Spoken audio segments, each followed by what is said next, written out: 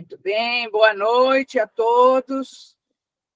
Nós estamos mais uma vez reunidos para o nosso encontro de iniciação à vida cristã, primeira etapa, que é a etapa do querigma, não é? E hoje o tema do nosso encontro será o amor de Deus. Então, nós vamos começar fazendo a nossa oração. E eu vou convidar, então, a nossa convidada especial de hoje, a Susan, para fazer a oração para nós. Será que ela enxerga bem? Susan, dá para fazer a oração? Eu ligo o microfone, é isso? Está ligado já. Pode só ler, rezar com a oração que está aí na tela. Não, pior é que eu mexi no botão e agora está tudo pequenininho. Então deixa, fica tranquila. Isabela, faz para nós? Faço. Então vamos lá. Em nome do Pai, do Filho e do Espírito Santo. Amém. Amém. Vinde, Espírito Santo, enchei os corações dos vossos fiéis e acendei neles o fogo do vosso amor. Enviai o vosso Espírito e tudo será criado, e renovareis a face da terra. Ó Deus, que instruístes os corações dos vossos fiéis com a luz do Espírito Santo, fazei que apreciemos retamente todas as coisas, segundo o mesmo Espírito, e gozemos sempre da sua consolação. Por Cristo nosso Senhor. Amém. Amém. Amém. Muito obrigado, Isabela. Eu que agradeço. Muito bem. Para falar sobre o amor de Deus, nós vamos ver o Evangelho de João, capítulo 3, versículos 16 e 17. E o Evangelho diz assim: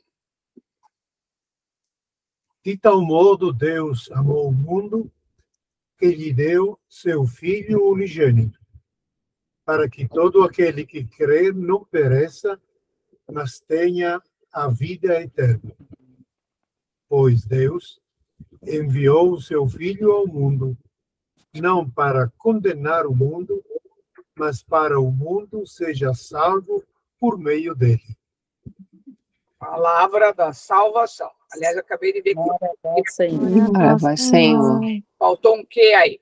Mas para que o mundo seja salvo por ele. Façam uma leitura, um instante, novamente, essa leitura em silêncio agora.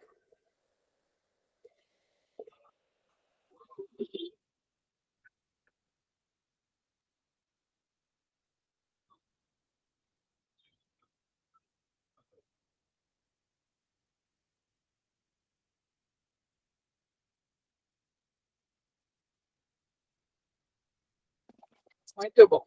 Agora eu vou pedir, como nós fizemos na semana passada, cada um vai dizer uma frase que nesta leitura o tenha tocado de modo especial.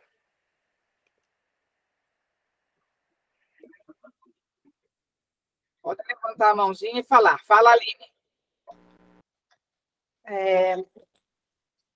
Eu fiquei com a frase que mais me marcou, para que Deus enviou o seu Filho ao mundo, não para que julgasse o mundo, mas para que o mundo fosse salvo por ele. Muito bom. Vitor, pode falar. Para que todo aquele que crer não pereça, mas tenha a vida eterna. Muito bom. Fabiana? Deus enviou o seu Filho ao mundo, não para condenar o mundo, mas para que o mundo seja salvo por meio dele. Muito bom. Priscila? Mas para que o mundo seja salvo por meio dele. Muito bem. Juliana? Ai, meu Deus.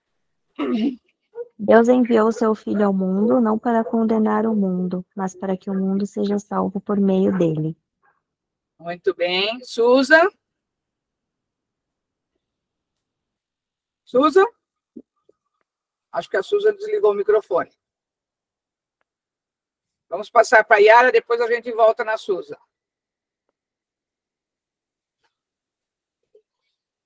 Pode falar, Yara. Para que todo aquele que crer não pereça. Muito bom. Susan, já ligou seu microfone? Susan, travou da Susan. Ela está travadinha. Vamos ver se ela consegue. Pode ser o meu, Eliandro? Pode sim, Eliandro. Pois Deus enviou o seu Filho ao mundo, não para condenar o mundo, mas para que o mundo seja salvo por meio dele. Muito bem. Isabela. Foi a mesma que ele. Pois Deus enviou o seu Filho ao mundo, não para condenar o mundo, mas para que o mundo seja salvo por meio dele. Muito bom. Luca. O meu já falaram também, mas para que o mundo seja salvo por meio dele. Muito bom. Não tem importância que já falaram, certo? Eliandro, abaixa a sua mãozinha que está alta, a menos que você queira falar novamente. Ok. Valdir, pode falar. Valdir? Está desligado. De tal modo Deus amou o mundo que lhe deu seu Filho unigênito. Muito bom. Susan, você agora, a gente já tinha te chamado, só que liga o microfone.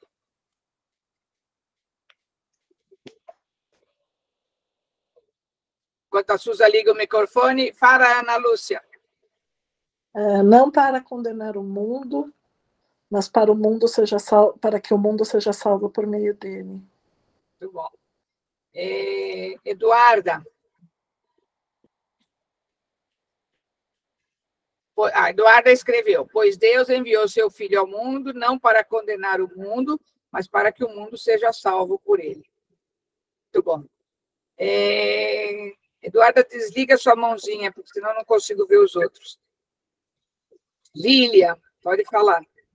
Deus enviou o seu Filho ao mundo, não para condenar o mundo, mas para que o mundo seja salvo por meio dele. Muito bom. Susan, pode falar.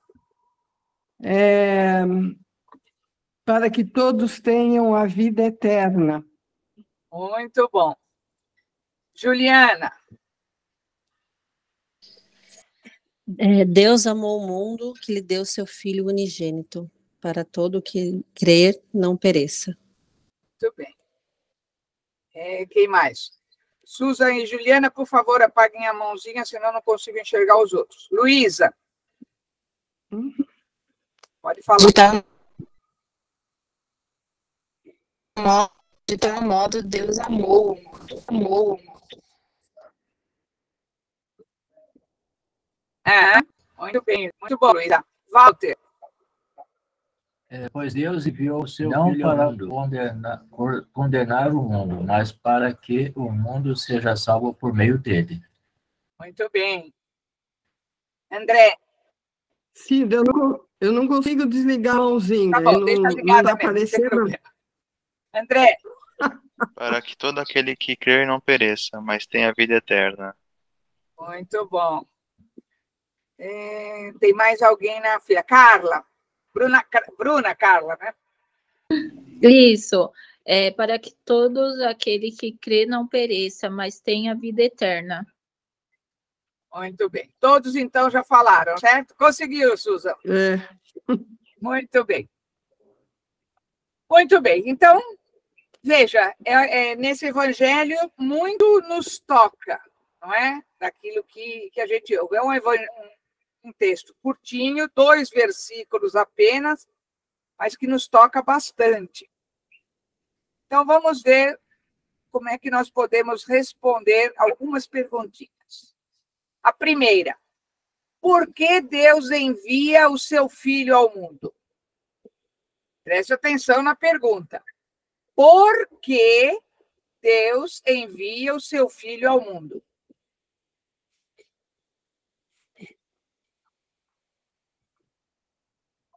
Pode falar, Yara. Para salvar o mundo, né? Salvar o homem. Só que aí, veja, você está me respondendo para quê? e não por quê. Tá certo? Porque ele ama todos nós, talvez. Fala, Alan. Bom, como já foi dito diversas vezes, a minha mulher já falou por mim. Tá bom. Lilian. Para nos salvar com seu amor. Então, de novo, vou responder. Olha, presta atenção. Quando alguém pergunta por quê, está fazendo uma determinação, quer saber um motivo. Quando alguém pergunta para quê, quer saber um objetivo. São coisas diferentes. Motivo e objetivo são coisas diferentes. Certo? Então, aqui eu estou perguntando por quê. Por que motivo? Diga, Fabiana. E Deus ama, ele criou o mundo e ama o mundo? Exatamente isso, né? Como já alguém tinha respondido. Mas alguém tinha levantado a mão. Eduarda, é isso? Eduarda?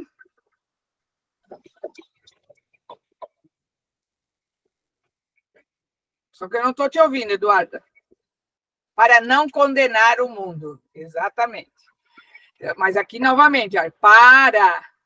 A resposta sempre tem que ser por quê. Susan, fala você, que você está com a mão levantada também.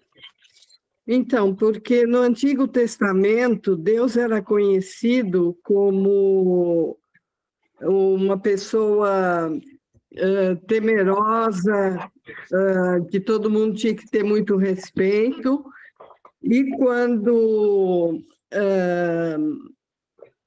Jesus, ele trouxe Jesus para justamente saber que Deus é amor, e não aquele senhor rígido que, se você não andasse na linha, ele não perdoaria. Eu penso nesse sentido. Muito bem. Tá muito bom. Mais alguém quer falar alguma coisa? Então, a resposta está lá no Evangelho, né? Nós vamos voltar para trás um instantinho. De tal modo Deus amou o mundo que lhe deu seu Filho unigênito. Então, veja bem, este é o motivo. Por que que ele deu o seu Filho? Por que Jesus nasce? Porque Deus amava o mundo. E como a Susan falou,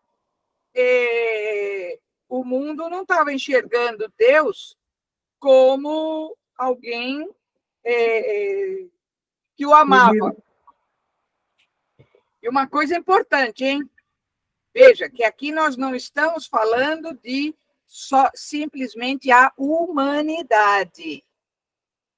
Não é só a humanidade que Deus ama, é todo o mundo. Diga, Luca. Parece que a gente não enxerga, a gente, né, entre aspas, também não enxerga nem o mundo, né? Porque a gente acaba destruindo tudo, né? Então nem o mundo, às vezes, a gente enxerga, né? Entre aspas, falando da gente, né? Aqui da... Não, é a gente mesmo, tá certo. Nós fazemos parte dessa humanidade que está destruindo o mundo. Infelizmente, é verdade, sim, Luca. Nós fazemos parte dessa humanidade que destrói o mundo, né? Às vezes a gente nem percebe pequenas ações nossas que colaboram com a destruição do mundo. Às vezes a gente não se dá conta dessas pequenas ações. Né? Foi só um comentário, vai, meu, obrigado. Isso mesmo. Aline, quer falar alguma coisa? Pode falar. Eu queria agregar, é o amor ágape, né? Que é o amor de Deus por nós, é incondicional. Né? Um amor que se entrega de todas as maneiras, né? Enfim. É isso mesmo, é isso mesmo. É por esse amor imenso, incondicional, que ele dá o seu filho ao mundo. Né? Ele percebeu que o mundo não estava entendendo muito bem o quanto ele amava o mundo. O mundo não tinha compreendido muito bem Deus como amor. Agora sim, para que Deus envia o seu Filho ao mundo? Agora é aquela resposta que muitos já deram, não é? Para salvar o mundo. Não para condenar, mas para salvar. Esse era o seu objetivo. Ele envia o Filho por amor, mas o objetivo maior é a salvação, e não a condenação. Então, qual é a vontade de Deus ao enviar o seu Filho ao mundo?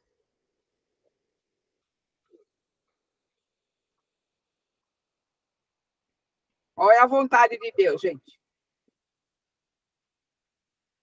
Pode falar, Yara. Eu acho que a vontade principal é transformar mesmo a humanidade, né? Dar um exemplo de amor, né? Ele está dando o único filho dele, né, para o mundo, e é um ato de amor para ensinar as pessoas a amarem da mesma maneira. Perfeita a sua resposta. Já está completa, né? É isso mesmo, é isso mesmo. Ele espera, não é? A vontade dele é que o mundo seja salvo, e seja salvo através de uma transformação que somos nós que devemos fazer. Por que isso? Porque ele nos criou, lembra, aliás, vocês não vão lembrar porque nós ainda não falamos sobre isso, mas nos criou com livre arbítrio. O que significa isso?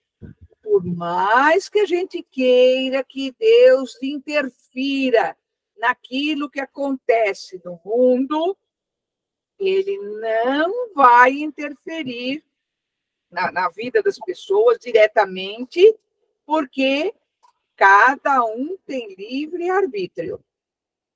Ele não concorda com as coisas ruins, não é? Porém, cada um é senhor de si. Deus não vai interferir. É uma coisa difícil da gente entender, né? A gente gostaria que, naquilo que é ruim, Deus interferisse. Só que, muitas vezes, aquilo que eu considero ruim, né? Aqui não estou falando de coisas muito ruins, mas de coisas mais ou menos normais. Aquilo que eu considero que não está correto, que é ruim, é pensamento meu, da minha cabeça. Então, eu estaria querendo que Deus fizesse a minha vontade. Não é que Deus nos deixa, Deus dará. Não. Ele coloca no coração de cada um qual é a sua vontade. Aí cabe a cada um acatar ou não a vontade de Deus. Entenderam bem isso? Muito bem. Vamos agora ver. Então, aqui as respostas que foram dadas. A primeira é Deus. Por que Deus enviou Jesus? Porque ele amou de tal modo o mundo que ele deu, então, o seu Filho unigênito, não é? Jesus, agora eu vou deixar o Pepe ler e até falar mais a respeito.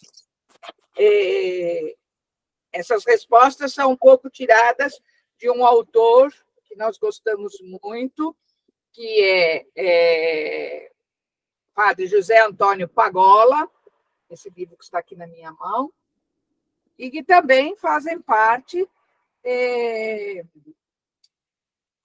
do nosso catecismo, de tudo aquilo que a igreja espera. Tá? Pode falar. Jesus é o dom de Deus ao mundo. Só quem se aproxima de Jesus como o grande presente de Deus para toda a humanidade pode descobrir que ele está próximo de cada ser humano. Quando a gente fala de Jesus, dom de Deus ao mundo,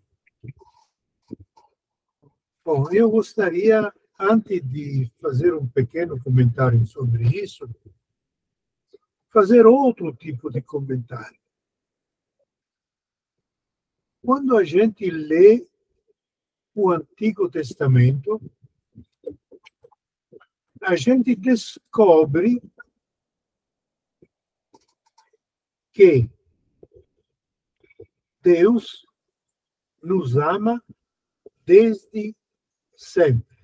Isto é, desde sempre, Deus é um Deus de amor. Desde sempre. E o Evangelho de hoje, por exemplo, a primeira leitura da liturgia de hoje, nos fala disso. Pode uma mãe abandonar, rejeitar o próprio filho? Mesmo que uma mãe seja capaz de rejeitar o próprio filho, Deus nunca vai fazer isso. Nunca. Ele nunca vai nos rejeitar. Isto é, em todo o Antigo Testamento, você encontra Deus na criação, e Deus cria por amor. Ele partilha conosco a felicidade dele, a grandeza dele, a capacidade dele de dar coisas boas com todos nós. Parece que ele não é feliz totalmente se não partilha conosco a sua felicidade. A Deus é felicidade em absoluto. Se ele partilha alguma coisa conosco, é porque ele quer isso. Quer fazer isso. Nós não temos direito a nada. A nada. Nós temos direito, como Cida falou, só a nossa liberdade. Só isso. E podemos decidir, podemos acolher, podemos excluir, podemos fazer o que a gente quiser. Mas Deus... Já vai falar já, Fabiana. Deus sempre nos ama e vem ao nosso encontro. Agora, quando você começa a ler toda a Bíblia nesse sentido, você descobre o texto de hoje de manhã, da liturgia de hoje, dia 22 de março. Do profeta Isaías. Você descobre Deus que carrega os seus filhos, cada um de nós, no colo, como no profeta Oséias. Você descobre um Deus amor que nos acolhe, nós, os rejeitados pela sociedade, nos acolhe, nos carrega, nos cuida, nos veste, nos limpa, como em Ezequiel. Quando você descobre no livro do profeta Ezequiel que ele enche a nossa vida do seu espírito, que dá vida e não morte. Você vai descobrir no profeta Ezequiel que neste mundo feito de mortes, de ossos aí perdidos, Deus sopra o espírito da vida e esses ossos se juntam e a vida se recria no mundo. Quando você lê o profeta Jeremias, Jeremias é chamado por Deus. E ele quase se recusa, mas Deus insiste, pode falar em meu nome, pode dizer, pode se entregar, porque eu estou contigo. E assim por diante. Assim por diante. O Antigo Testamento é um livro maravilhoso para tanto é verdade que o primeiro gesto de Deus com a humanidade foi de libertar. Quando eles eram escravos na terra do Egito, Deus os libertou. Quando a gente estava escravo do pecado, Jesus nos libertou em nome de Deus. Então, este Jesus veio e Deus quase estava desconfiando da gente. Pensando, será que eles estão entendendo o meu amor? Será que eles compreendem como é grande o meu amor? Nesta desconfiança toda de Deus, ele falou, bom, vamos parar, e vamos demonstrar para eles que o meu amor é verdadeiro, é grande, é imenso, e por isso manda Jesus. Jesus é um dom de Deus para nós, para todo mundo. Só que eu acho que Deus não estava desconfiando, não. Deus já tinha certeza que ninguém tinha entendido nada. Fica mais para cá, senão vocês... É por isso que quem se aproxima de Jesus, aí descobre Deus. Calma que a gente chega lá. Fabiana, você queria fazer alguma pergunta? Não, é que eu fico no celular e aí eu encostei sem querer. Desculpa. Aí eu não quis atrapalhar o Pepe falando. Não atrapalhou nada, não. Fica tranquilo. Muito bem. Então, a gente agora já sabe o porquê Deus enviou Jesus. É o presente de Deus, porque ele queria nos presentear para que nós compreendêssemos o tamanho do seu amor. Não é um presentinho qualquer. É um presente muito especial, né? Muito especial. E para que, então, que Jesus venha ao mundo? Jesus vem ao mundo para que todos os que creem nele não morram, mas tenham a vida eterna. Novamente, vou deixar agora o Pepe ler. A única razão de ser da igreja, povo de Deus, é lembrar o amor que ele tem por todos. É missão da igreja manifestar e comunicar o amor de Deus a todos os seres humanos. É missão da igreja. Missão da igreja. É missão de todos nós, povo de Deus, porque já falei, acho que eu falei na vez passada, também não tenho certeza, porque como eu dei aula também na outra turma, não tenho certeza. Hoje, depois como se chama? Da TV Globo. Depois da novela, depois dos... Não a programação, o que aconteceu? No final, lá pelas 11h30, meia-noite, tem um programa do Bial. E quem vai falar no programa do Bial, quem vai ser entrevistado, diz respeito a tudo isto. É o padre Júlio Lancelotti e o padre Zezinho. O que eles vão dizer? Que a única razão de ser da igreja é lembrar o amor que ele tem por todos. Esse texto, inclusive, isso que está colocado aí, né, é uma síntese daquilo que foi exaustivamente dito no Concílio Vaticano II. Quando você escuta atentamente a palavra do Papa Francisco, o que ele diz, no fundo? Ele diz sempre a mesma coisa, ele bate sempre na mesma tecla. É missão da igreja manifestar e comunicar o amor de Deus a todos os seres humanos. Só isso ele fala. De todas as formas. Com palavras, com gestos. Hoje também ele entrou na Praça São Pedro, hoje é quarta-feira, entrou na Praça São Pedro de carro, porque ele não anda, de papamóvel, mas onde tinha um lugarzinho dele sentado e o resto do papamóvel era ocupado por um monte de crianças que o acompanharam até o lugar onde ele ia falar. Isto é, o gesto, a palavra, as atitudes da igreja é manifestar o amor de Deus. Mas a gente lembra sempre uma atitude que o Papa, não uma atitude, um gesto que o Papa falou numa quarta-feira na sala de audiências, quando ele falando do amor de Deus, Aí ele falou outra coisa. É aquilo que o padre Júlio, com certeza, vai falar.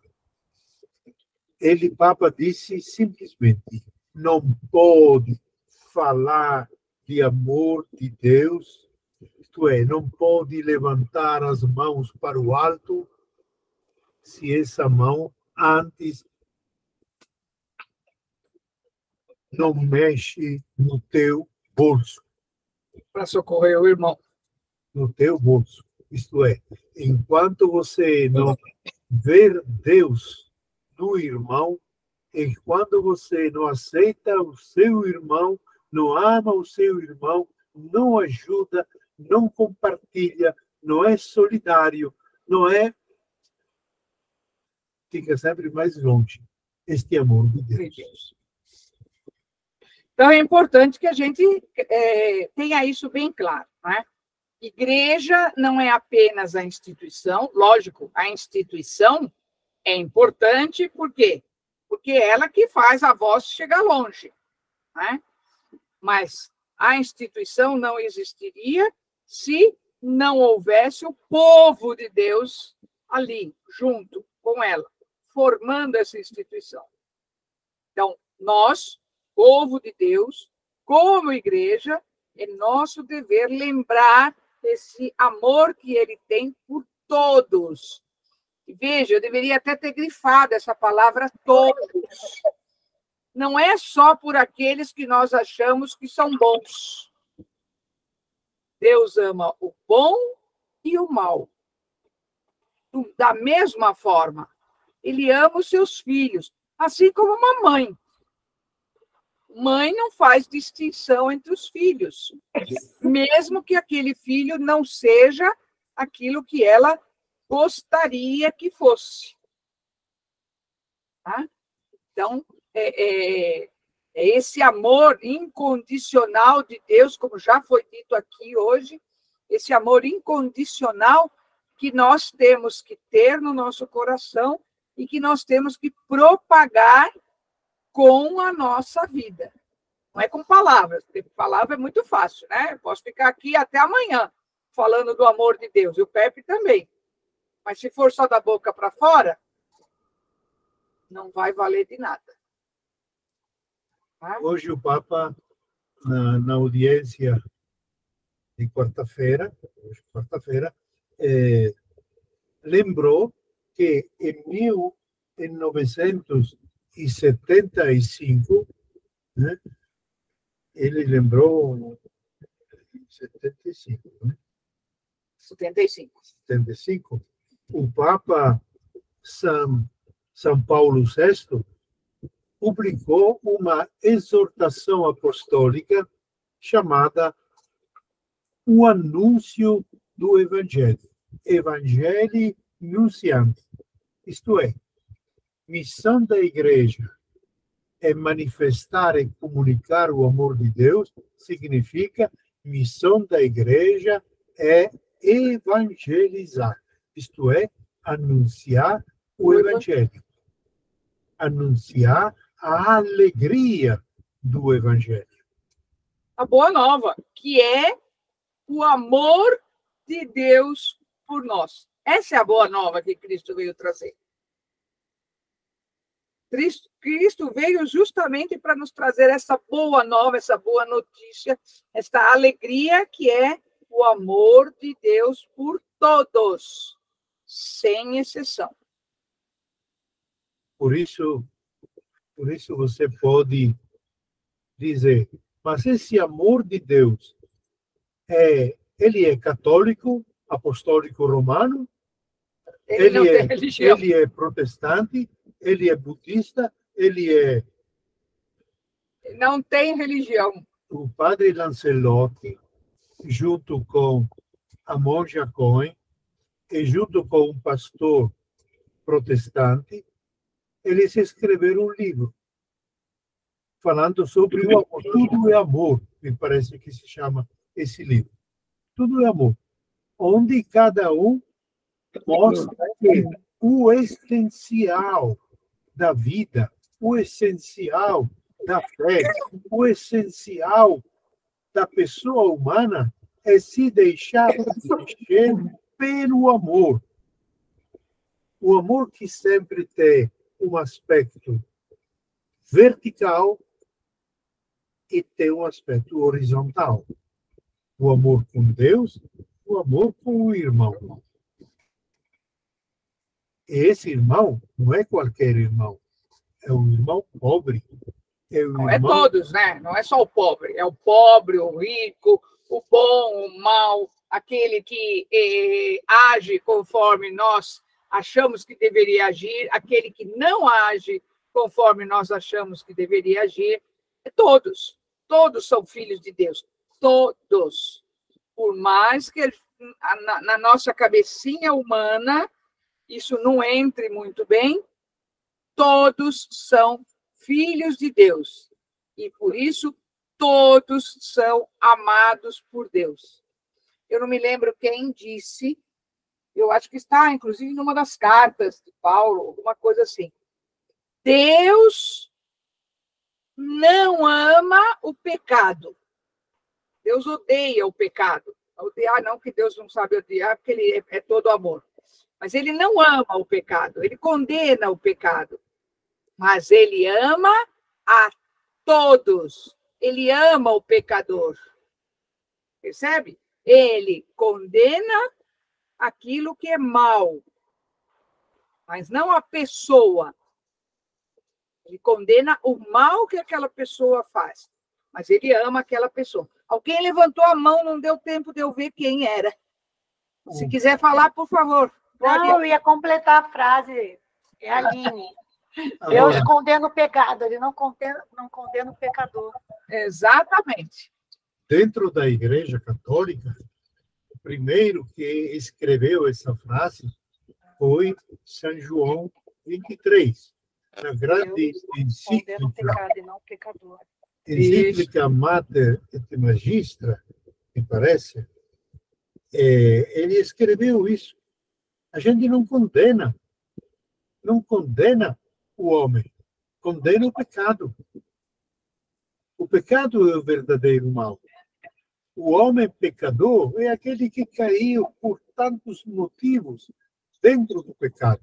A gente não condena, a gente estende a mão. Lucas, você quer fazer uma pergunta? Não, eu pensei bem, é melhor deixar para falar numa outra hora. Pode falar, Lucas. Não, é que tem uma parte que a gente fala quando vai na missa, que é não olhar nossos pecados, mas a fé que anima a vossa igreja. Sim. Eu acredito que tem a ver com isso, né? Sim. Ele não condena o pecado, desculpa, o pecador, e sim o pecado, né? Isso, exatamente. E quando fala da fé da igreja, não está falando da fé da instituição, está falando da nossa fé, a fé do povo de Deus.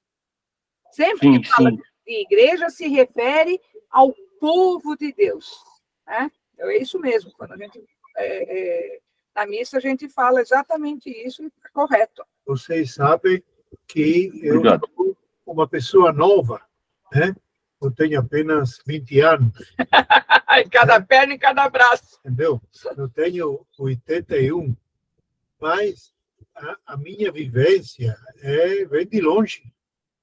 Então, quando João 23 soltou essas duas grandes encíclicas para a igreja, já era em 1960, 59, 60 e pouco.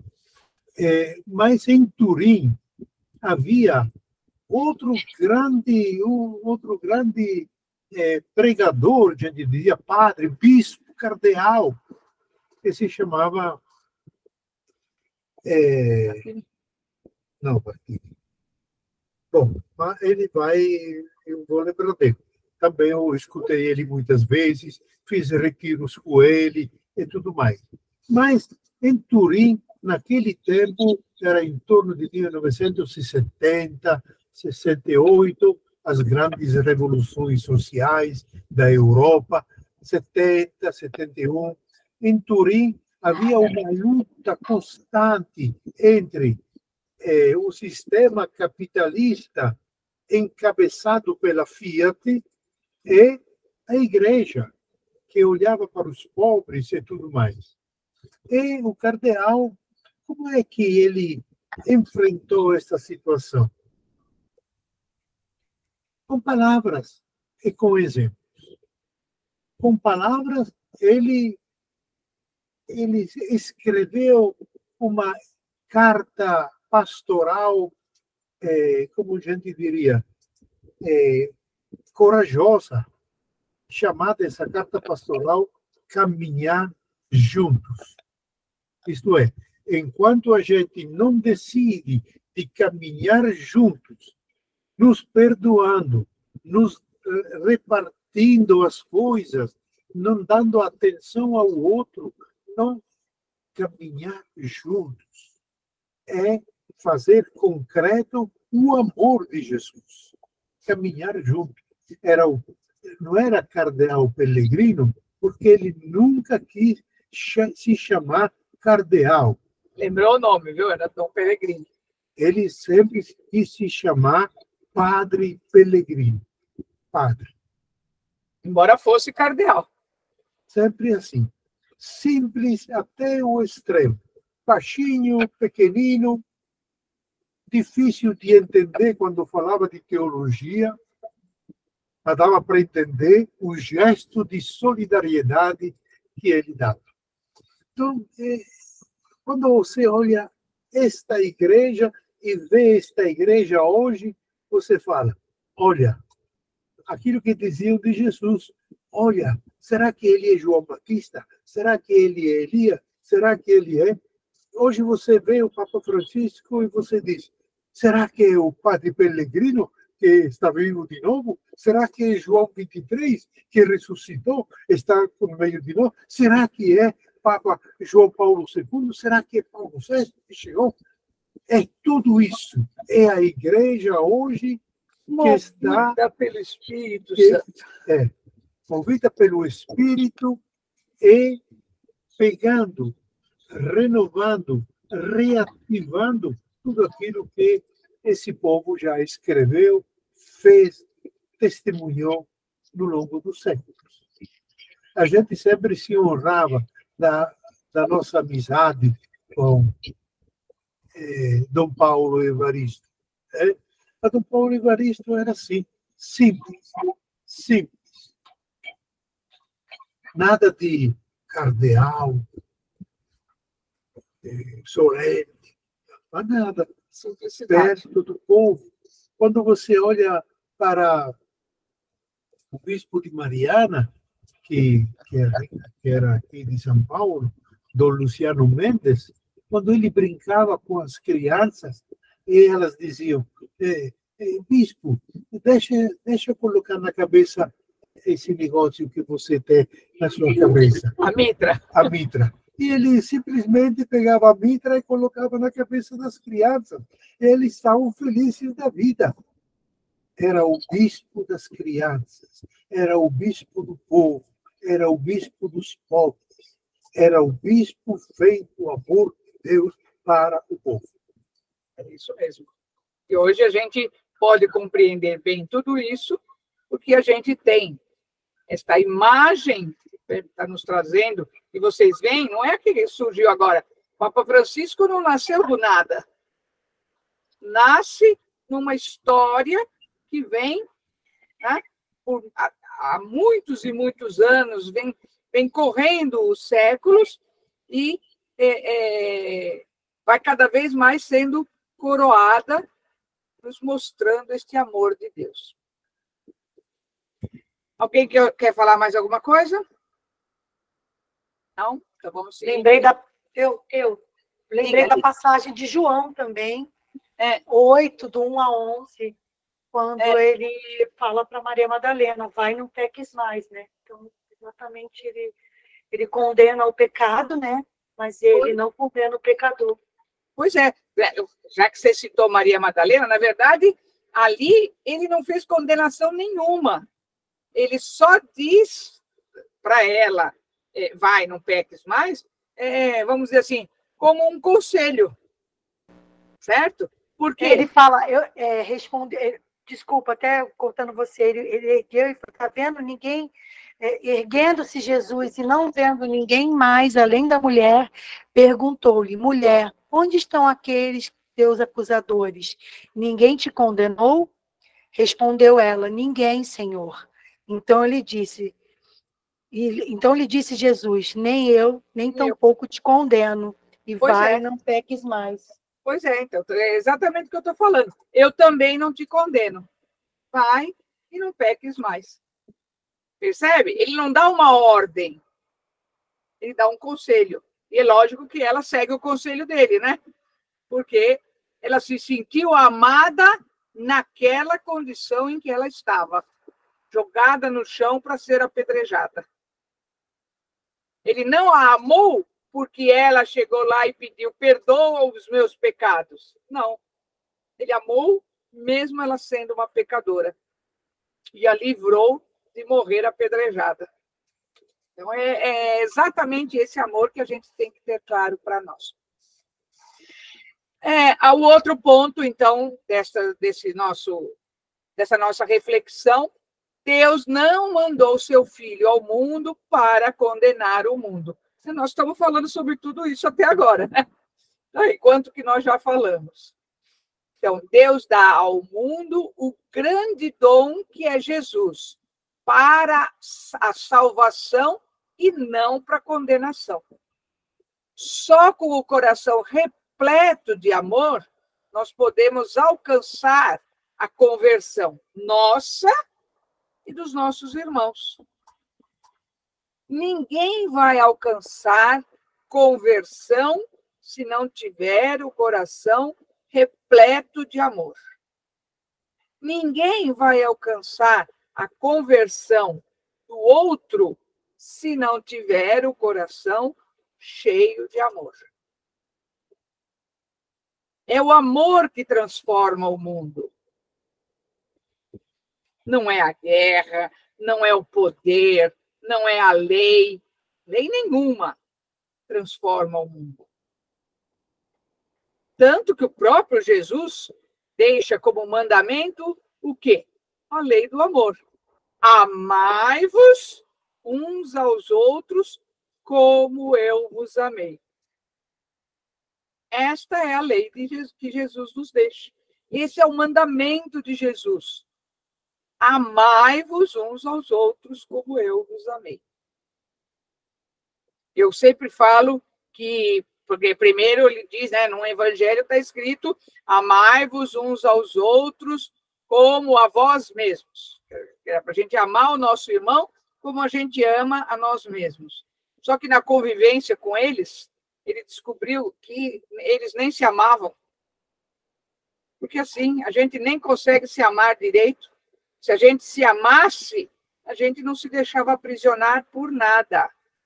E, no entanto, a gente vive aprisionado, cheio de medos, cheio de angústias, aprisionados por tantas coisas, porque quando a gente está angustiado, é porque tem alguma coisa nos aprisionando. Então, tudo isso vai mostrando para Jesus, no convívio com a humanidade, que a gente nem sabe se amar. Aí, então, ele vai lá, no fim, ele diz, amai-vos como eu vos amei.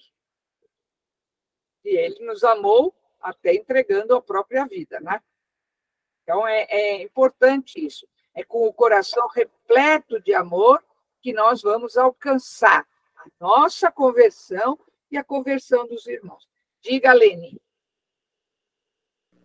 Então, essa passagem que você está falando, eu acho que, sobretudo, ele diz que amarás o Senhor teu Deus de todo o teu coração e com toda a tua alma, com toda a tua força e toda a tua inteligência, e ao teu próximo como a ti mesmo. Eu acho que, sobretudo, amar o próximo, amar a Deus sobre todas as coisas, não? Sim, mas depois é o que eu estou falando. Ele vai falar, lógico, amar a Deus não tenha dúvida. É o primeiro e maior de todos os mandamentos. Se você não amar a Deus, então todo o resto é em vão. Mas quando você ama a Deus, se você ama a Deus, todos os outros mandamentos da lei são supérfluos no sentido de que, se você amar a Deus, todos os outros mandamentos você vai cumprir. Todos. Tá? Mas Além disso, ele diz, e amar ao próximo como a ti mesmo. Mas no decorrer da história dele com a humanidade, ele percebe que a humanidade não sabe amar a si mesma. E aí ele vai dizer, amai-vos como eu vos amei. Amai-vos como eu vos amei. Isto é, outra Jesus, passagem no Evangelho, eu não lembro agora exatamente qual é o texto. Jesus responde, né? Amarás o Senhor teu Deus e amarás o teu próximo como a ti mesmo.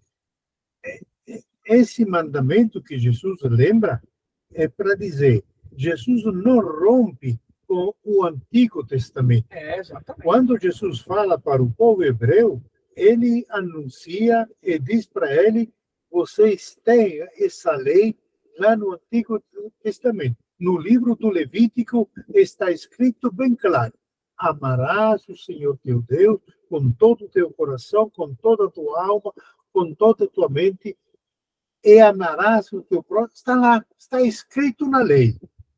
Por isso que Jesus dirá àquele menino, faça isso e você viverá. Viverá. É? Agora. Infelizmente, o menino não concordou com Jesus, né? Virou as costas e foi embora. O que significa esse amar a Deus e amar o próximo como a ti mesmo lá no Antigo Testamento? Sabe o que significa? Que o israelita devia amar aqueles que eram israelitas como ele. Devia amar aqueles que tinham a mesma religião do povo de Israel. Devia amar aquele que falavam a mesma língua judaica deles. Devia excluir os pobres, os pecadores, os leprosos, os mendigos, os cegos. Tudo isso, eles deviam ser relegados fora dos muros da cidade. Quando Jesus, no decorrer do seu caminhar, começa a colocar as novas exigências da fé em Jesus, o que significa seguir Jesus, ele diz, no mais, amarás o teu próximo como a ti mesmo, mas amarás o teu próximo como eu te amei. Isto é o amor de Jesus que é a nova medida do nosso amor. Isso mesmo, o novo parâmetro. Né? Nosso novo parâmetro é esse. E depois, então, finalizando esse texto, não é? Deus quer que, por meio de Jesus, todo mundo seja salvo. Então, isso vem completando a vontade de Deus. Que o mundo seja salvo por meio de Jesus. Isto é, isto aqui complementa aquela primeira frase. Deus amou tanto o mundo que deu seu Filho unigênito para que todo que nele crer seja salvo. Mas não é acreditar com a palavra, com a boca. Não, é aquele acreditar de quem faz o que fizeram os apóstolos e os discípulos. Seguem o caminho que Jesus trilhou. Seguem o caminho que Jesus traçou, mesmo que isso signifique a morte. Deus não quer a morte de ninguém. Mas quando a gente trilha o caminho de Jesus, a gente vai encontrar muitas situações de morte, de perseguição, de injúria. Por quê? Porque o mundo não aceita. Já se passaram 2000 anos e o mundo ainda não aceita o projeto de Jesus que é o projeto do reino de Deus. O mundo não aceita. Esse projeto onde nós amamos a todos indiscriminadamente, sem nenhuma exigência, amamos simplesmente porque reconhecemos que somos filhos de Deus, todos, que somos amados por Deus, todos, e por isso nós amamos o próximo, ainda que o próximo não seja como nós gostaríamos que fosse. Aqui eu queria só fazer um parêntese para explicar para vocês a diferença entre gostar e amar. Tem uma diferença muito grande entre gostar e amar. Especialmente este amor do que nós estamos falando aqui, o amor de Deus. Diga, Juliana. Quando eu era pequena, o meu avô sempre comentava assim, às vezes a gente falava alguma coisa, eu adoro isso. E ele falava assim, não, adorar só a Deus. E eu lembro que no nosso primeiro encontro, você falou isso, e eu lembrei do meu avô. Só que eu nunca perguntei para ele por que ele falava isso, né? Eu queria entender, né, por que do adorar só a Deus. Eu sempre falo isso. Eu pego sempre falo, é verdade. Sim. Adorar é um gesto de... quando você adora a Deus, você se coloca diante dele como ele sendo tudo para você. Certo? Então, isto é adorar. Colocar aquilo como aquilo é tudo para nós. Tudo. Tudo. Nada é maior do que Deus para nós. Por isso, nós adoramos a Deus. Só a Ele. É diferente de amar, de gostar. Ou já vou falar a diferença entre amar e gostar. Adorar é só a Deus. É só a divindade. Eu adoro a Deus. Eu adoro Jesus na Santa Eucaristia, porque é Deus feito carne na Santa Eucaristia.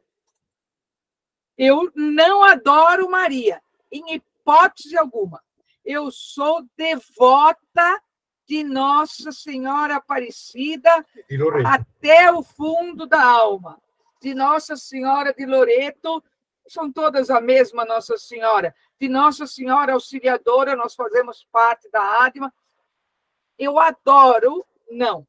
Eu amo Nossa Senhora Aparecida, eu amo, ela é manifestada em todas as suas formas, várias manifestações, né? Nossa Senhora de Loreto, Nossa Senhora Auxiliadora, Nossa Senhora do Perpétuo Socorro, todas uma só, todas elas são Maria, nossa mãe no céu. Mas eu a amo, não a adoro. E nem ela quer essa adoração. Por quê? Porque ela não é Deus. Ela é escolhida de Deus. Por isso eu tenho veneração por ela. Mas ela não é Deus. Adorar só a Deus. Aquele que é tudo para mim é Deus. Ficou claro, Juliana? Sim, ficou. Obrigada. De nada. Mais alguém que quer fazer uma pergunta? Bruna, pode falar. Não, é que você acabou de falar a palavra veneração. Veneração vem do adorar, né? Então, eu acho que adorar, você só pode ter veneração a Deus. É diferente. Veneração não vem de adorar. É diferente. Adorar. Para mim, veneração vinha de adorar. Por isso que fala assim, adorar só a Deus. Você venera só a Deus, entendeu? Não. Adoro só a Deus. Mas eu posso venerar. É respeitar. Isso. Venerar quer dizer ter um carinho especial por aquela pessoa. Certo? A veneração é para os seres humanos. tá? Porque nós temos duas categorias: a divindade, Deus, e a humanidade. Fora de Deus, todos os santos, Nossa Senhora, porque ela é humana, ela não é divina. Os santos não são divinos, são humanos.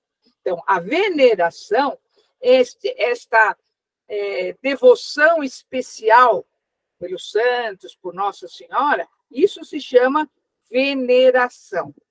Não é? Alguém pode falar, por exemplo, nossa, eu venerava a minha avó.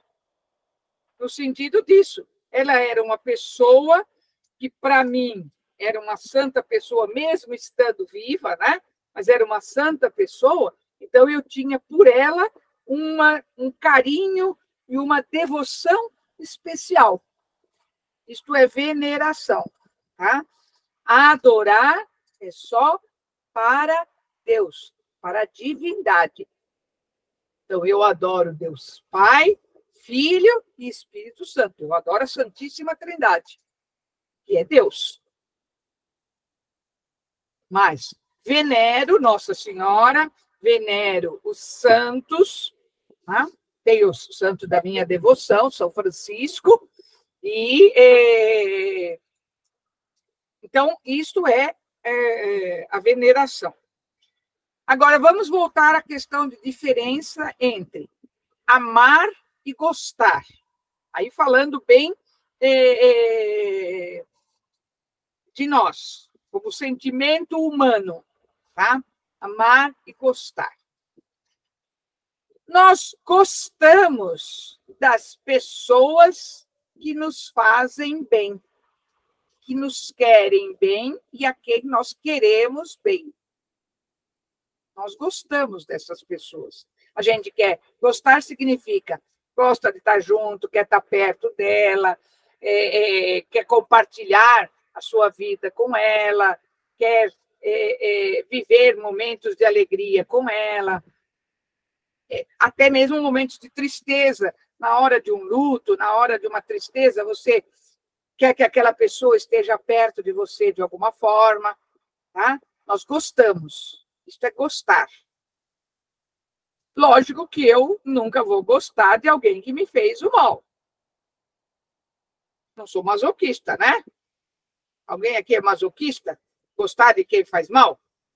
Alguém que te bate, alguém que te agride, alguém que te xinga, alguém que te calunia, alguém que de alguma forma te faz o mal, você vai gostar dessa pessoa? Alguém aqui gosta de alguém assim? Não, né? Graças a Deus, somos todos saudáveis. Hoje em dia, a gente vê muitos casos, não é? Hoje já talvez nem tanto, mas a gente sempre viu muitos casos de mulheres que apanham, seja do marido, do namorado, apanha de novo, e apanha de novo, e continua porque diz, ai, mas eu amo essa pessoa, eu gosto dessa pessoa. É masoquista, né?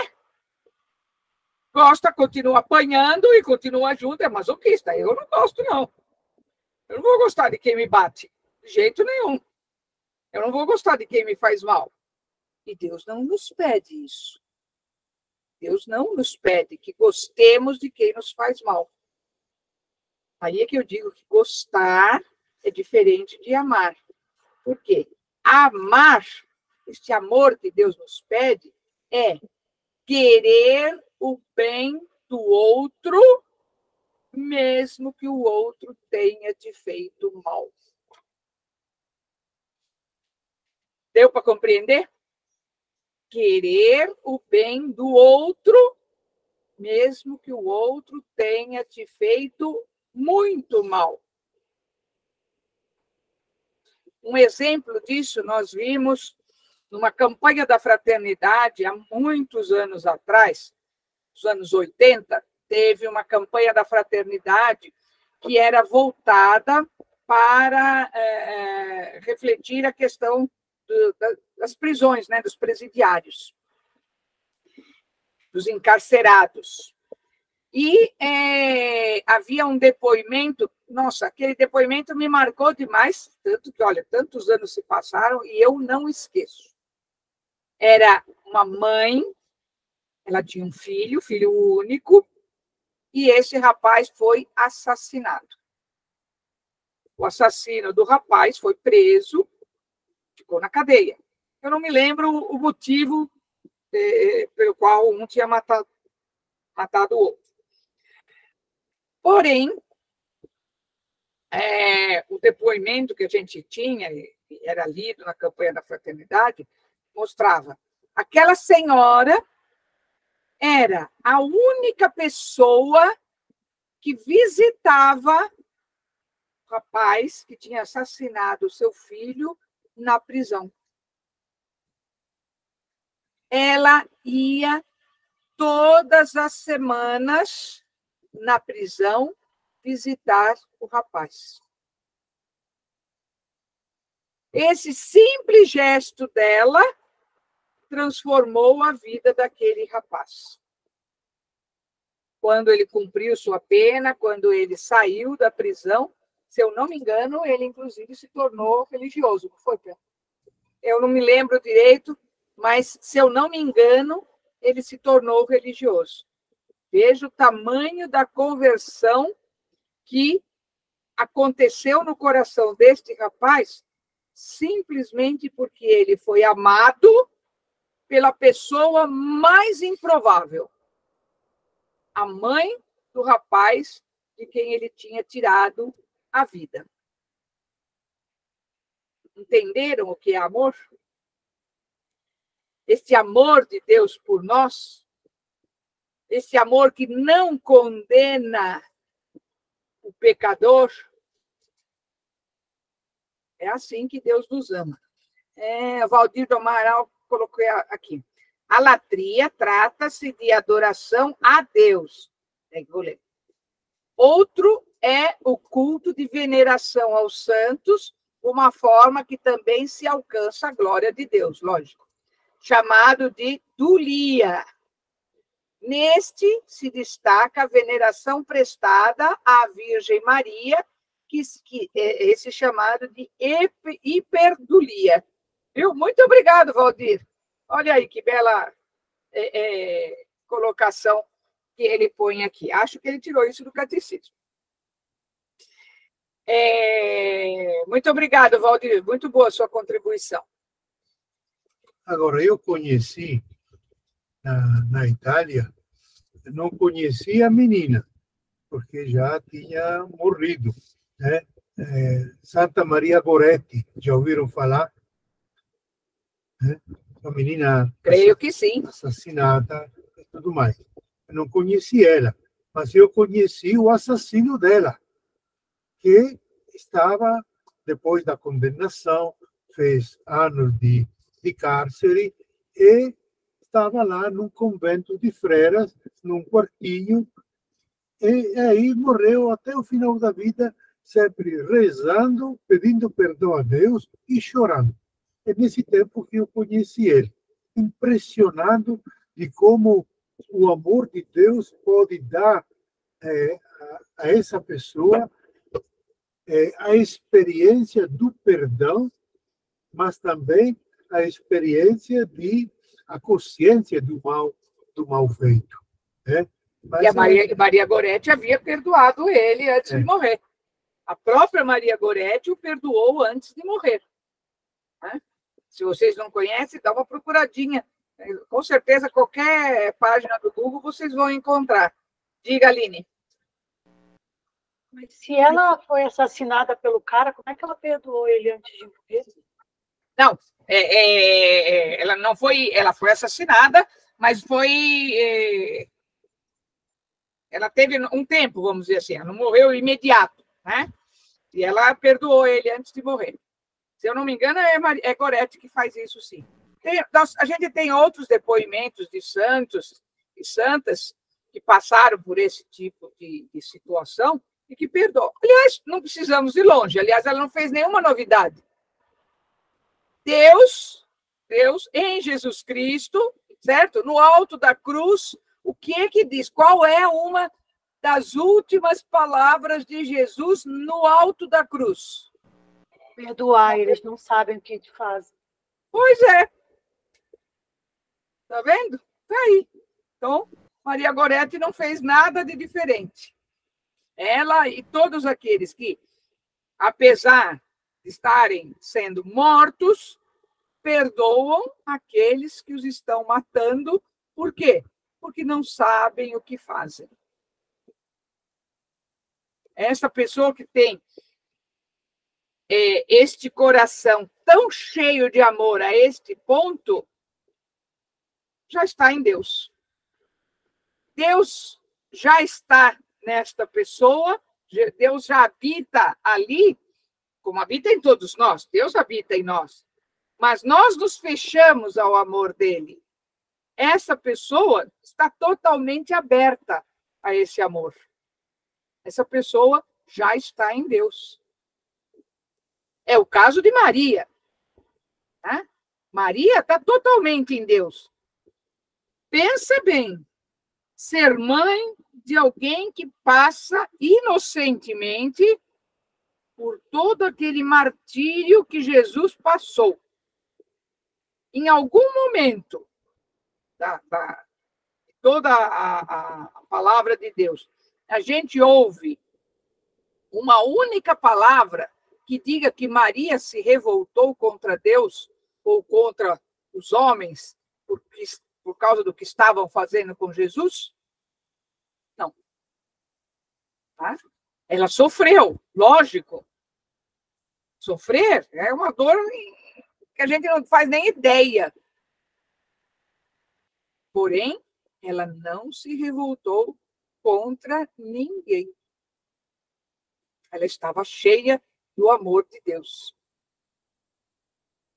Então, este é o amor que nós temos que espalhar no mundo. Né? Então, é isso que Deus quer, que o mundo seja salvo, porque crê em Jesus e porque põe o seu amor em prática. Então, nós temos um mundo confuso, muitas vezes cruel, mas nós não temos o direito de perder a esperança. Nós não podemos perder a esperança. Pelo contrário, a gente tem que ser agente desse amor e da solidariedade, que foi o que Jesus fez. Percebe isso? Não é a esperança de que tudo vai mudar, mas a gente fica de braço cruzado. Esta mudança tem que começar em nós. Primeiro, que nós aprendamos a nos perdoar. Primeira coisa. Para que você se deixe mover pelo amor, é preciso que ele esteja plenamente em você. E isso só vai acontecer se você aprender a se perdoar. Depois, se você deixar Deus te mover nesse amor, na direção do irmão. E aí isso começa, muitas vezes, dentro da nossa casa. Com os nossos familiares, com os nossos filhos, com os nossos pais, com o marido, com a mulher. É preciso saber perdoar. Não haverá amor se não houver perdão. Amor e perdão são duas coisas que caminham juntas. Porque quem ama, perdoa. E isso não é frase de botequim. Quem ama, perdoa. Então, amar é isto. Este amor de Deus é que nos pede que nós sejamos agentes de amor no mundo.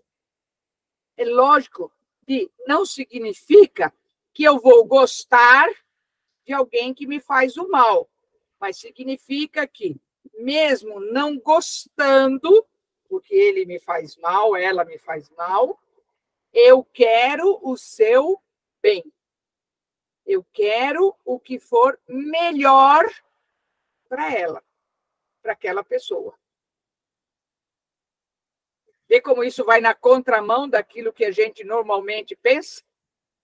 Porque quem nos faz mal, o que a gente quer? Vingança, né? Punição.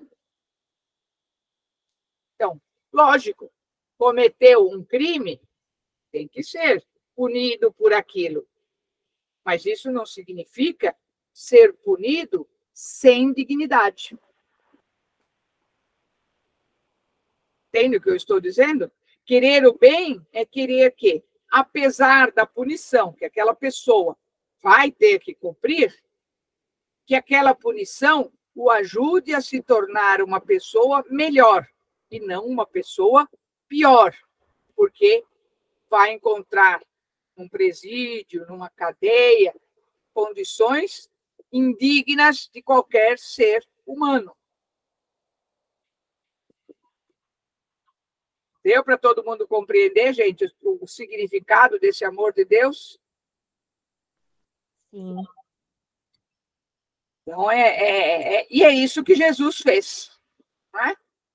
É só olhar para Jesus, que todo o tempo ele nada mais fez do que espalhar amor no mundo. E como é que, então, nós podemos responder a esse amor de Deus? O que vocês acham? Como é que nós vamos responder a esse amor de Deus?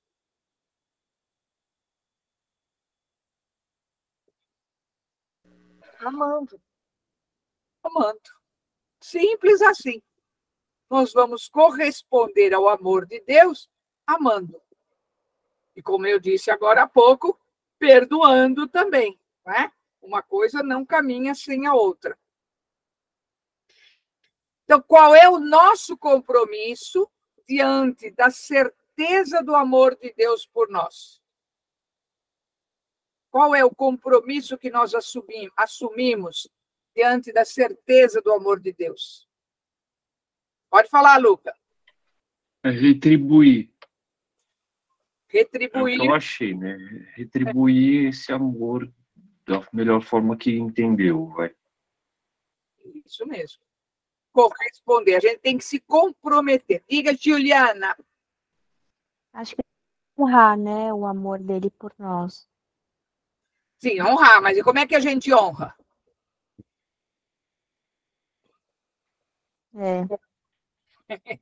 Colocando ele em prática, né? Exatamente, no dia a dia, nas ações, né? Exatamente. Nosso compromisso é exatamente esse. Colocar em prática o amor pelo próximo. Do mesmo jeito que Deus nos ama, nós devemos nos comprometer a amar o próximo. Espera um pouquinho. Luca, fala. Desculpa, mas aí assim, por exemplo, na frase do começo, que é assim, Peraí. Tá no comecinho do Evangelho? Já estou virando aqui. Aqui. Tá na tela já. Aqui, ó. Não para, mas para que seja salvo por meio dele. Aí, assim, a gente está falando aqui de, então, retribuição, então, seria através do caminho que Deus mesmo trilhou, né? Por meio dele. Jesus trilhou, exatamente. Eu mesmo tenho poucas oportunidades para amar da mesma forma que ele amou, porque eu convivo pouco com as pessoas e, na maioria das vezes, eu estou de passagem. Eu mesmo estou aqui com vocês, porque, de resto, na minha vida, eu praticamente não tenho contato com ninguém. Não, mas Lucas, Lucas, talvez você não tenha contato. Não sei como é que se faz isso. Né? Então, talvez você não tenha contato com as pessoas que você conhece, ou pessoas de família, talvez a sua vida te deixe um pouco distante, não é? De outras pessoas. Porém, você vai se deparar com isso no dia a dia. Você vai entrar num mercado, numa loja para fazer uma compra, você se depara com pessoas que nem sempre te tratam bem, né? Isso acontece. Às vezes tratam bem, outras vezes você encontra alguém que está com o ovo virado naquele dia e não te trata bem. Então, é amar essa pessoa, apesar dela não te tratar bem. Mas com certeza não tô no mesmo caminho, né? É. Porque não, mas não chego perto de estar ali no meio dos mendigos. Então, mas de repente você cruza com, não é? De repente você cruza com alguém no seu caminho que está precisando de alguma coisa, ou até que não esteja precisando. Vou te dar um exemplo, Luca. Meu filho era adolescente e um dia saiu para passeio com os amigos. Durante o dia, e foi de ônibus, a gente não tinha dinheiro para ficar tendo quem leva para cá e para lá toda hora. Então, ele saiu de casa, adolescente, com os coleguinhas de escola, e passeio durante o dia, não era nem de noite. E ele estava usando um tênis que, com muito sacrifício, a gente tinha comprado para ele, não é? Que não era um tênis barato, e que a gente tinha feito sacrifício e dado para ele de presente de aniversário, aquele tênis. E ele, nossa, aquele ele só usava em ocasiões especiais. E nesse dia, no ônibus, eles foram assaltados. E levaram o tênis dele. Deixaram ele, tiraram o tênis velho, furado, arrebentado, que estava no pé, deixaram para ele vestir e levaram o tênis dele novo. Quando ele chegou em casa, é lógico que ele não estava nada feliz com isso, né? Porque ele sabia que não tinha dinheiro para comprar outro em seguida. A gente não tinha essas condições. Qual foi a minha atitude para fazer ele compreender, ele que era um adolescente? Pô, não foi de atacar, mas de fazer ele compreender que, infelizmente, aqueles outros adolescentes, porque eram adolescentes também, os que assaltaram eles, dentro do ônibus, não tinham a mesma condição que ele de entender que era certo e o que era errado. E não tinham, por mais que nós não tivéssemos condições financeiras para comprar outro tênis para ele de imediato, qual aquele e tudo mais, eles não tinham essa condição também. Então, fazê-lo compreender. Então, essas são situações que a gente vivencia no dia a dia. A gente vivencia isso no dia a dia. Né? Eu podia, quando ele chegou em casa, como uma boa mãe, né? Boa mãe mesmo, porque qualquer mãe faria isso, ficar revoltada, já xingar, nossa, querer matar o cara. Não é que meu coração não se apertou diante da aflição que meu filho tinha passado. Mas veja, eu tinha que mostrar para ele que, apesar de tudo, ele tinha que ter amor pelas pessoas. Não é gostar daquela pessoa. Eu não quero aquela pessoa perto do meu filho, nem perto de mim. Mas eu não quero o mal dela. Pelo contrário, eu vou rezar para que ela encontre um caminho melhor de vida. Você percebe? É isso, esse é o amor. Rezar por aquela pessoa e ajudar outras pessoas a compreender isso também, que foi o que eu fiz com o meu filho. Então, hoje, eu vejo o meu filho, hoje meu filho é adulto, não é? Já casado, tem neto, tem filhas, minhas netas, moças, e eu sinto orgulho quando eu vejo ele se preocupando com as outras pessoas que nada tem a ver com ele. Se preocupando. Isso me enche de orgulho, no sentido de que eu fico feliz de ver que aquelas sementes de amor que eu plantei lá atrás estão brotando, estão frutificando na vida dele. Percebe? Então, é isso que a gente precisa fazer. Então, nós temos, sim. A gente não percebe Mas a gente tem inúmeras possibilidades de demonstrar amor pelas pessoas, não só aquelas que estão à nossa volta. Quando você, ao ir a uma loja, a um mercado, você sorri para aquela que está te atendendo no caixa, ou para aquele que está fazendo uma limpeza do chão, você já entregou amor ali. Se você sorri para uma pessoa que está limpando a rua, para o homem que vem recolher o lixo na sua porta, você está distribuindo amor. Essas pessoas são carentes disso, porque a maioria não os enxerga. Eles são invisíveis à maioria das pessoas. Então, quando você faz um gesto, não é? Oferecer um copo d'água para aquele que está varrendo a rua, mesmo que ele não peça, né? Oferecer um descanso, às vezes, é isso. Pequenos gestos de amor. Pequeno gesto de alguém que se coloca no lugar do outro, e aí a sua atitude é diferente do que seria normalmente. Diga, Alan.